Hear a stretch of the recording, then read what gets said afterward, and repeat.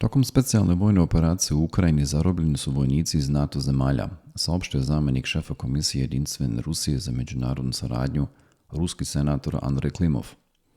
Po rečima Klimova, Zapad nastavlja rat protiv Rusije preko Ukrajinaca kao i plaćenika. Pored toga u Ukrajini učestvuju vojnici zemalja NATO-a. Već imamo zarobljenike među vojnicima iz zemalja NATO-a. Sve ćemo pokazati kada se budu vodili sudski procesi i cijelo svijet će vidjeti šta se u stvari dogodilo, poručuje on. Po njegovim rečima u Ukrajini ima i plaćenika iz azijskih i afričkih zemalja, kao i onih koji su povezani sa terorističkom organizacijom Daesh, kao iz Velike Britanije, SAD i mnogih drugih zemalja. Klimov je posjetio da plaćenice ne predstavljaju regularnu vojsku i ne podliježu međunarodnom pravu. Klimov smatra da će se specijalna vojna operacija u Ukrajini završiti u skorije vrijeme. Ne planiramo da je namjerno odugovlačimo, dodao je senator.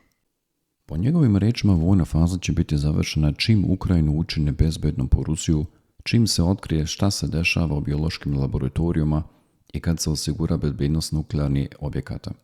Klimov je primijetio da Zapad istovremeno nastavlja da isporučuje oružje Ukrajini, tako dolivajući ulje na vatru, piše alo.rs.